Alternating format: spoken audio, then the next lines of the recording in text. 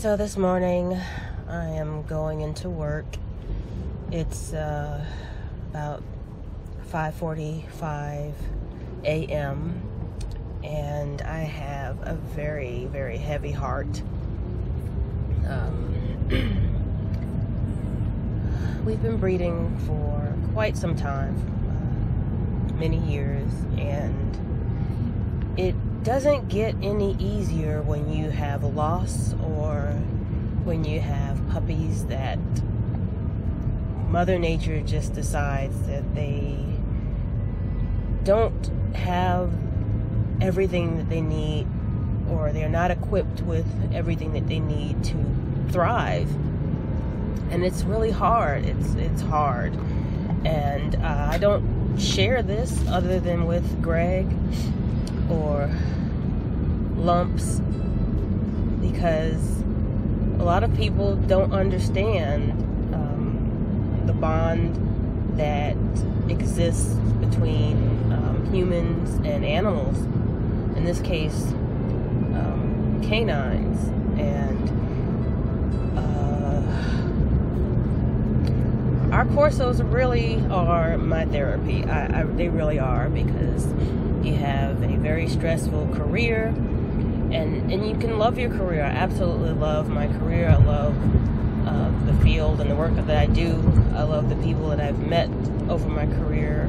I love my upward mobility. But I also have other facets about me, just like everyone, right? We're multifaceted. We are complex beings. Hopefully, you're not just your job, you're not just your career, that you have other dimensions, layers to yourself. And I'm no different in that. And part of that is I really do love our animals. So I say that all to say that we have had a puppy that Dora whelped last week that's just not doing well.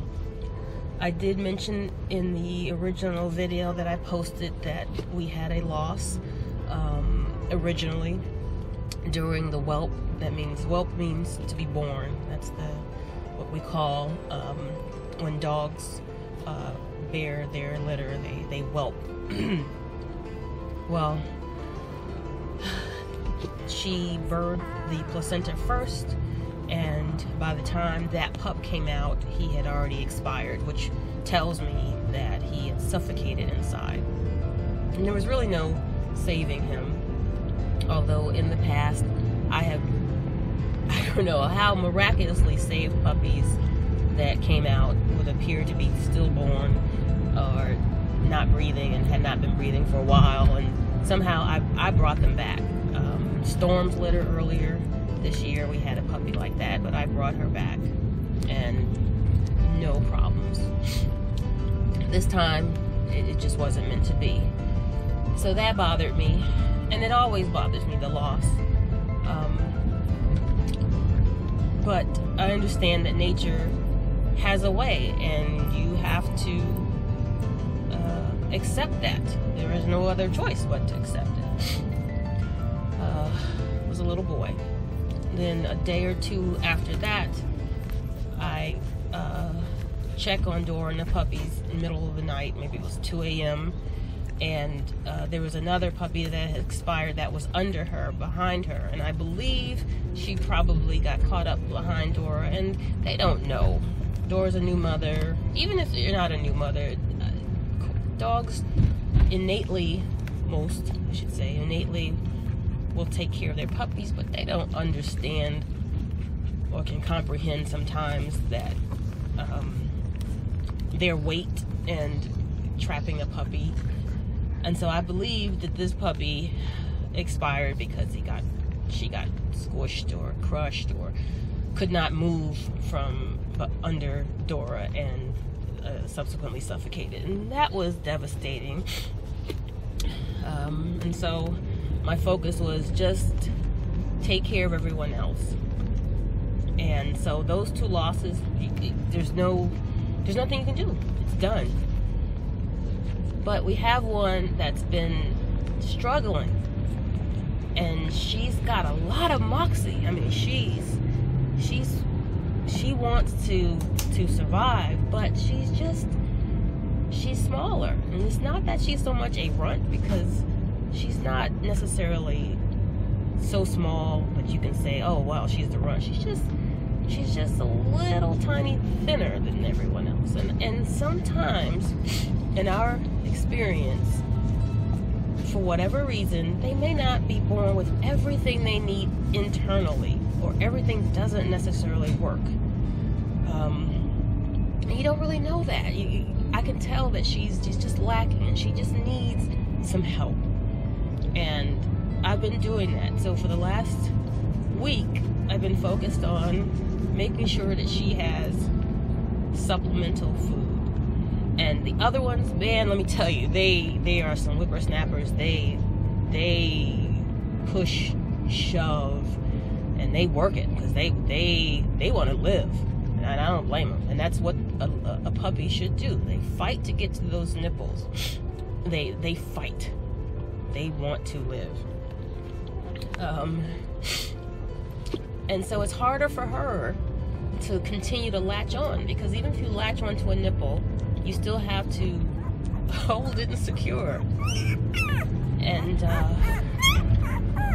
she can't do that well.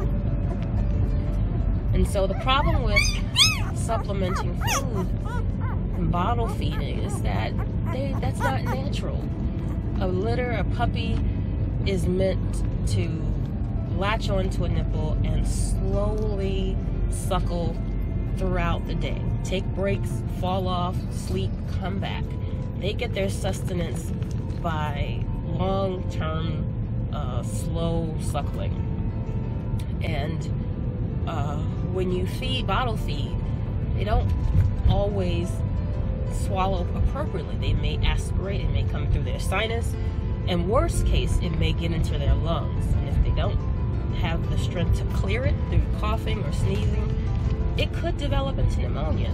Now, I don't believe that this puppy has pneumonia, aspiration pneumonia is what they call it. I don't believe that she has this, but she's just weaker. And over the weekend, I would say by Sunday, I did notice she had gotten some into her sinus, and she's just, you can hear her gurgling. But she's strong, she's motoring around, but she's just not doing as well as she could. And the question is, well, do you continue, or do you let nature do what it needs to do? And I've always been like, I'm going to get in there and do the best that I can and give them every shot. Well, even when you do all of that, it just doesn't necessarily mean that puppy is going to pull through. And I have that situation where I'm going to work this morning, I'm looking at this puppy, and after I fed her, she's wheezing, she's hanging in there, but I don't know. I hate to even say this, but I don't think she's going to make it. And we never shared this before with folks.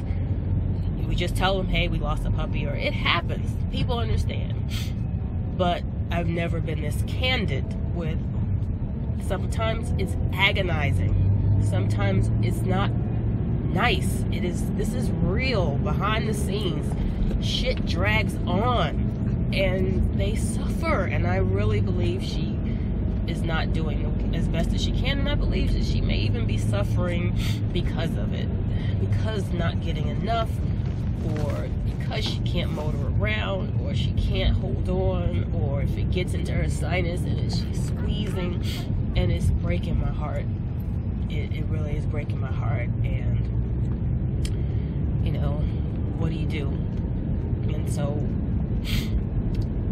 the bottom line is, I want to give her everything that I possibly can, but I know that even if I do, she may not make it, or she may have some issues, and so we'd have to make a decision. But right now, there is a puppy, number 4. She's not doing too good, and I don't know what I will find when I come home. Dora takes care of her just like everyone else, and she keeps her warm, and she nurses her, or tries to, I should say. She cleans her, she stimulates her, but I don't know what I'm gonna find when I get home, and I'm scared to death to see it. And if she expires, that probably will be the best thing for her, because then there's no more suffering, if there was any, and there won't be any developmental issues. And quite frankly, Dora can focus on everyone else. But if she hasn't, then there's the other dilemma where I'm still going to be crushed for, like, how do I deal with this? No matter how much you put in, it just may not work. It just may not work. And is she suffering? Is she suffering? What's the quality of her life now? And what will be the quality of her life if she continues? So I just wanted to share that with you guys. It's not always peachy keen, happy ice cream and lollipops and cupcakes. It's tough, and now I have to put a game face on, go to work, and hope for the best. So that's a little bit of a glimpse into the realities of being a breeder, and not just a breeder, but just loving up on our peeps, loving up on our fur peeps, and what we produce is so special to us. And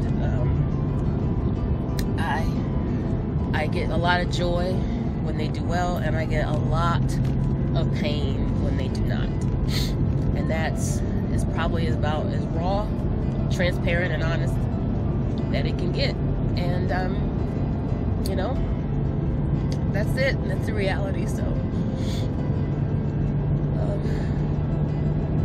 that's all for now, and we'll see when we return what the outcome is. And that's it.